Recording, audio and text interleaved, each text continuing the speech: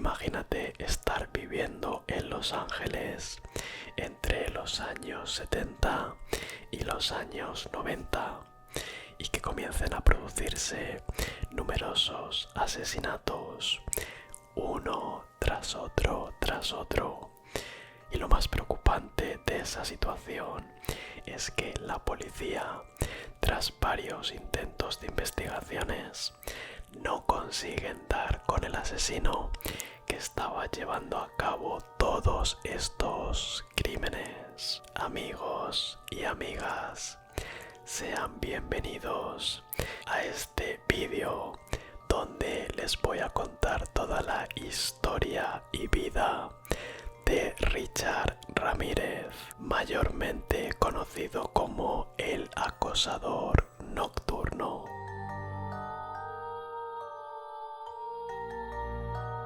Comenzaremos remontándonos en el inicio de todo esto, y es que Richard Ramírez nació en El Paso, en Texas, el 29 de febrero del año 1960. Richard era el hijo menor de un matrimonio que estaba formado por Mercedes Muñoz y Julián Ramírez.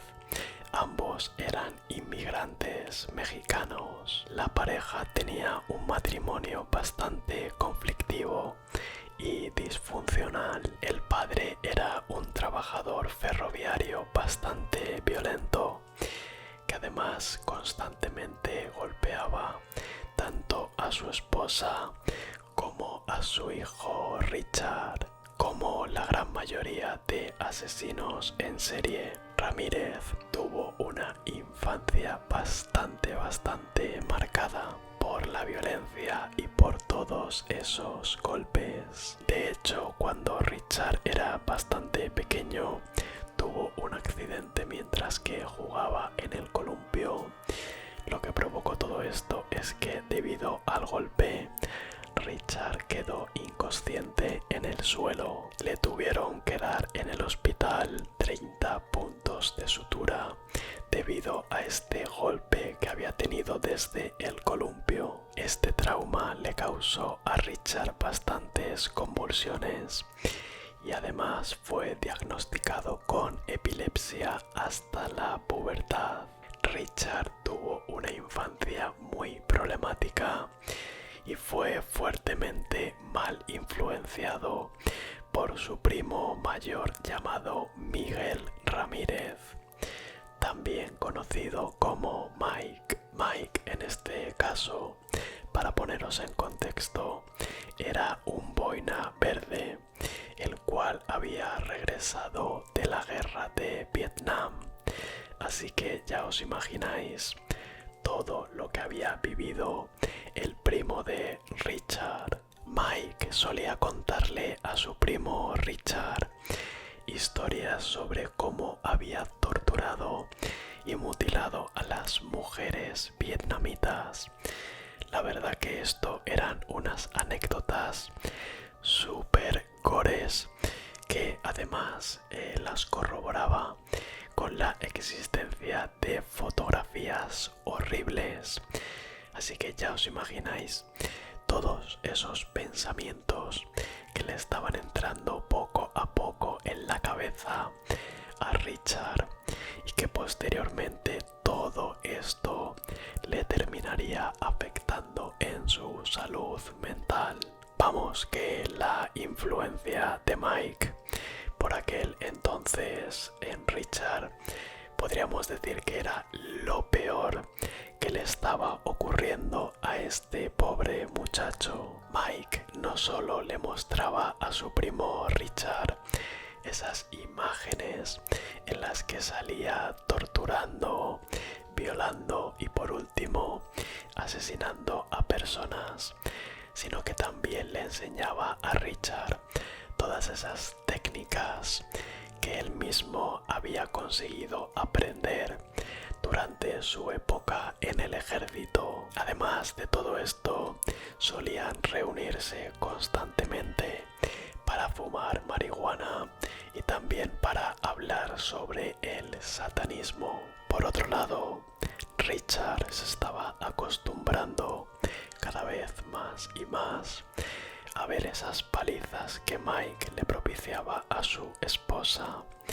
Sí, amigos, al igual que ocurría en la casa de Richard con su padre, pues Mike también golpeaba a su esposa. Toda esta constante exposición a la violencia hizo que Richard se fuera insensibilizando poco a poco. Lo más fuerte de todo esto es que con tan solo 13 años, el pequeño Richard fue testigo de un asesinato.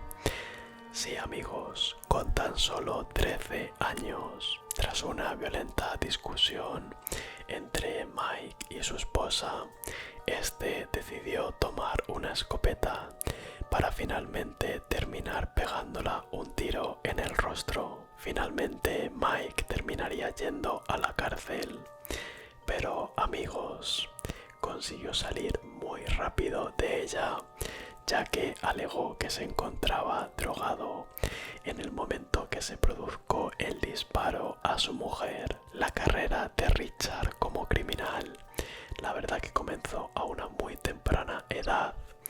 Solía drogarse a menudo con su primo Mike. Además de todo esto, ambos dos solían llevar a cabo robos para poder mantener activa toda esta adicción que tenían a las drogas. Eso sí, que sepáis que con todo este historial que estaba acumulando poco a poco, terminarían encerrándolo muy pronto, en el año 1977, y con tan solo 17 años de edad. Fue internado en un correccional juvenil, acusado de una serie de delitos menores. 5 años después, concretamente en el año 1982, fue arrestado y juzgado por posesión de marihuana. Sin embargo, este pudo salir sin ningún problema, en libertad condicional con cargos. Posteriormente se mudó a San Francisco y más tarde a Los Ángeles, donde allí se producirían la mayor cantidad de sus asesinatos. Por aquel entonces, Richard ya era un adicto a la cocaína y se interesaría poco a poco por todo el mundo de las armas y también por el satanismo, tanto a nivel de los rituales satánicos como de toda la vida satánica. En el año 1983, Richard volvería a pisar la cárcel. Esto se produjo principalmente porque llevó a cabo el robo de un automóvil. Richard saldría de la prisión al año siguiente de ingresar en ella, pero ya no era el mismo. Era una persona físicamente muy deteriorada, y es que todos esos años atrás, tras haber consumido cocaína, marihuana y también la ingesta de comida chatarra, habían provocado que este estuviera muy deteriorado. Un detalle bastante curioso es que Richard, mientras que atacaba a sus víctimas, solía escuchar una canción muy concreta del grupo AC/DC, la cual se llamaba Night Prowler. Su primer asesinato conocido ocurrió el 28 de junio del año 1984. Tras consumir cocaína, decidió salir de casa y coger el coche. Tras un pequeño viaje, se detuvo fuera de una vivienda que se encontraba ubicada en la calle Glacial Park, en California, Los Ángeles. En esta casa vivía una anciana de 79 años de edad, conocida con el nombre de Janie Pinkow. Richard decidió entrar por una de las ventanas de la casa y atacó a la mujer, Primero comenzó agrediéndola sexualmente y finalmente la apuñaló múltiples veces. Las siguientes víctimas de Richard llegaron el 17 de marzo de 1985. Richard se dirigió a la casa de una chica bastante joven. En concreto, esta chica tenía 22 años de edad y se hacía llamar María Hernández. La chica vivía también con una compañera, la cual se llamaba Teile Okazaki. Richard decidió atacar a María Hernández en su garaje, pero al dispararle con su pistola, la chica instintivamente colocó la mano, con tan buena suerte de que consiguió que la bala chocara con las llaves y finalmente terminase rebotando. La víctima terminó cayendo al suelo y lo que la salvó de todo esto es que, amigos, no estaba muerta, no.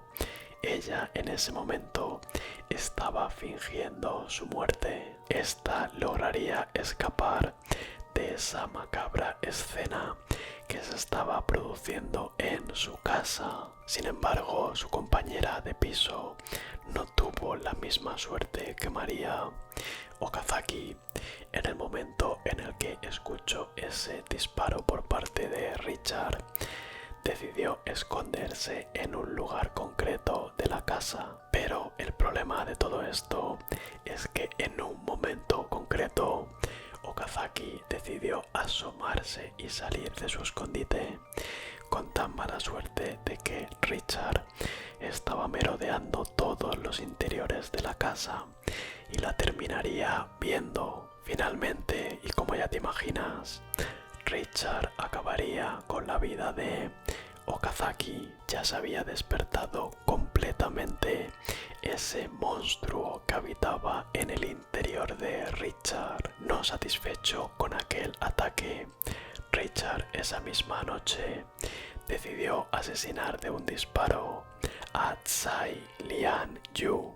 10 días después de aquel ataque, en concreto el 27 de marzo, Richard decidió acabar con la vida de el matrimonio Zazara. El matrimonio Zazara estaba compuesto por Vincent Zazara, que era un inmigrante italiano de 64 años de edad, que además era propietario de una pizzería en la ciudad, y también su esposa Maxine, que tenía 44 años de edad. El hombre fue asesinado primero por un disparo de Richard. Sin embargo, Richard se tomó su tiempo con la mujer, y es que primero la atacó sexualmente y posteriormente la terminaría apuñalando hasta llevarla a la muerte. Pero no conforme con todo esto, Richard la torturó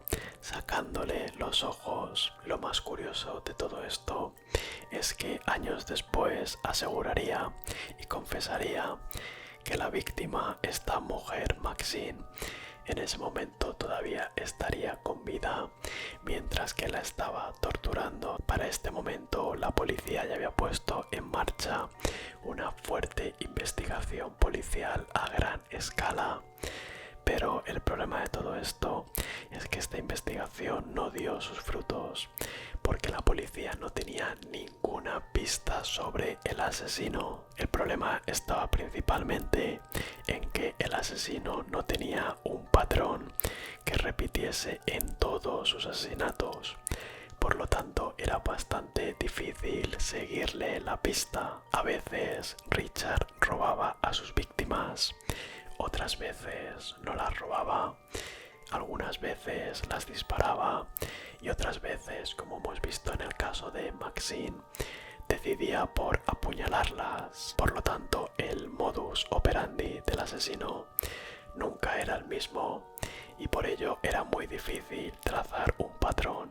En abril del año 1985, Richard volvería a atacar nuevamente. Esta vez sus víctimas fueron William y Lily Toy, una pareja de ancianos de 66, y 63 años de edad. Ramírez, como de costumbre, decidió entrar en la casa por su propia voluntad y primero comenzaría disparándole al hombre. Después Richard subiría a la habitación donde se encontraba la esposa de William. En ese momento estaba muy alterada, gritando.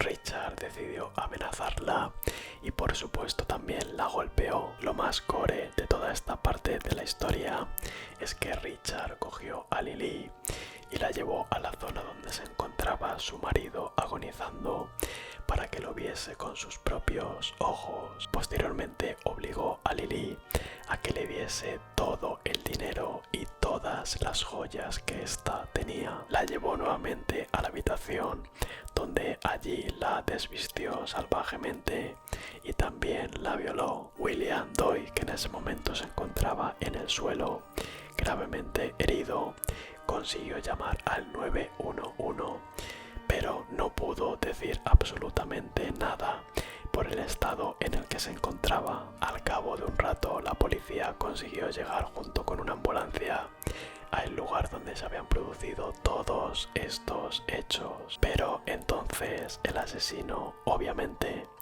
ya se había escapado de la zona. El hombre finalmente no consiguió sobrevivir al ataque de Richard. Sin embargo, su mujer sí, la cual pudo dar posteriormente una perfecta descripción de cómo era físicamente el atacante. Por aquel entonces, la comunidad de Los Ángeles estaba completamente alarmada con todo esto que estaba ocurriendo. Un mes después del ataque a los esposos Doy, Richard decidió irrumpir en otra casa completamente distinta de la zona de Los Ángeles. Obviamente, esta casa estaba habitada por Malvia Keller, de 83 años de edad, y también por Wolf Blanche, de también 80 años de edad. Atacó salvajemente a Malvia con un martillo mientras que ésta dormía e hizo lo mismo con Wolf, a quien también, además de golpearla, la violó. Ambas dos fueron encontradas un par de días después de lo ocurrido, aunque finalmente solo una de las dos conseguiría sobrevivir a ese brutal ataque. Un día después, Ramírez encontró otra víctima. Fijaros que en tan corto periodo de tiempo ya iba a llevar a cabo otro asesinato. Pues el nombre de esta era Ruth Wilson y era una mujer de 41 años de edad que además tenía un hijo de 12 años. Richard decidió romper una de las ventanas de la casa.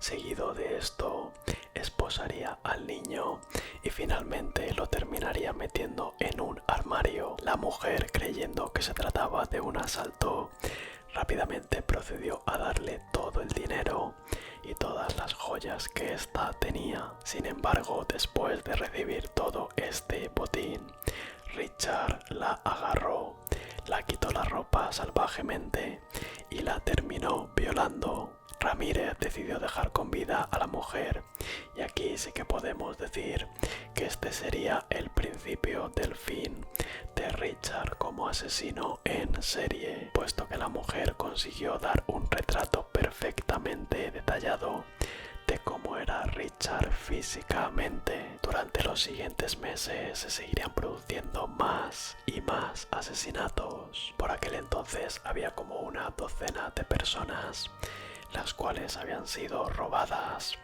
y atacadas tanto física como sexualmente, y además había indicio de varias prácticas que se habían llevado a cabo con rituales satánicos. Debido a toda esta presión mediática y policial, y además si a todo esto le sumábamos todos esos retratos robots que estaba haciendo la policía sobre este atacante, pues Richard terminaría por abandonar Los Ángeles para finalmente terminar mudándose a San Francisco, donde allí nuevamente también habría nuevas víctimas. El fin para Richard Ramírez llegaría con su siguiente ataque. El 24 de agosto de 1985, Richard atacó a William Carnes y a su novia. Al hombre lo hirió gravemente de un disparo y luego fue a buscar a la chica. Tras encontrarla, este llevó a cabo el mismo procedimiento. Primero la desnudó salvajemente y después la terminó violando. Posteriormente, aunque la amenazó con el arma, decidió no matarla, y fue en ese momento cuando la joven decidió llamar al 911. Lo más curioso de esta parte de la historia es que esta pareja tenía un vecino bastante cercano, el cual ese día estaba mirando por la ventana y se percató que había un vehículo completamente distinto y que era bastante extraño, por lo que este vecino decidió tomar la matrícula junto con un boli y un papel. Al día siguiente de que ocurriese todo esto, el vecino le proporcionó la matrícula completa a la policía. Las autoridades habían conseguido ubicar perfectamente el vehículo, pero el problema de todo esto es que a Richard no le habían ubicado aún. Finalmente, tras analizar las huellas, consiguieron ponerle rostro y nombre al asesino. Esto fue muy sencillo para la policía, ya que gracias a todas esas huellas que tenían del coche, consiguieron rebuscar en su base de datos. Y adivina lo que pasó.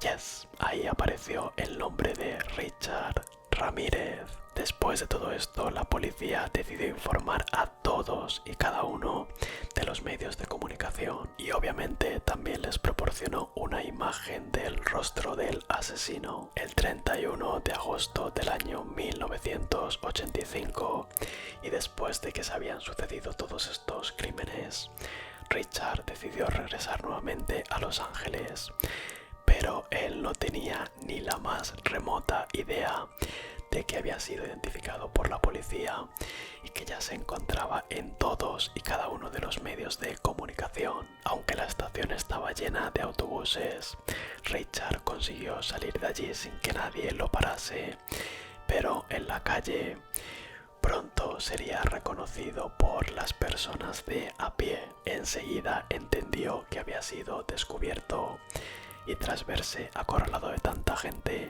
intentó robar un vehículo, pero no lo consiguió. Fue casi linchado en mitad de la calle por todas y cada una de las personas que lo habían conseguido identificar, pero la policía rápidamente intervino. Tras su detención, Ramírez aseguró que él no era el asesino e hizo todo lo posible para poder retrasar el juicio. Inicialmente fue acusado de 14 asesinatos y 31 delitos, los cuales estaban asociados a su matanza. Sin embargo, y debido a que cambió de abogado en numerosas ocasiones y también al hecho de que estos crímenes habían ocurrido en varios lugares, algunos de los cargos que se le habían imputado fueron rechazados para poder acelerar todo este proceso de juicio. Casi 3 años desde su detención, el 22 de julio de 1988,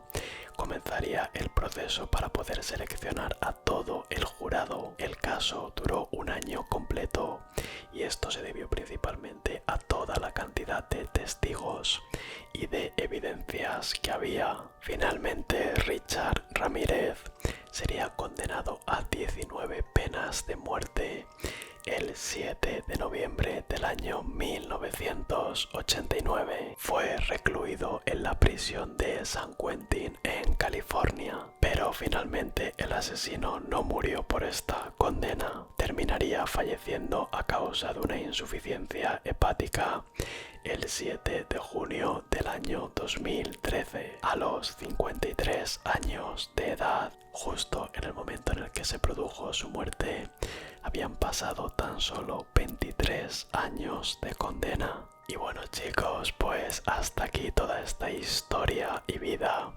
sobre este serial killer, Richard Ramírez. Espero que os haya encantado el vídeo y que hayáis conocido otra historia más bastante interesante. Ya sabéis que a mí me gustan mucho todas estas historias de asesinos en serie. Me encantaría que me pusieras en los comentarios qué otro tipo de vídeos te gustarían ver por el canal, ya que voy a estar leyéndote y respondiéndote. Y como siempre te digo, recuerda dejarle un buen like al vídeo. Dicho esto, nos vemos en el próximo vídeo. Chao.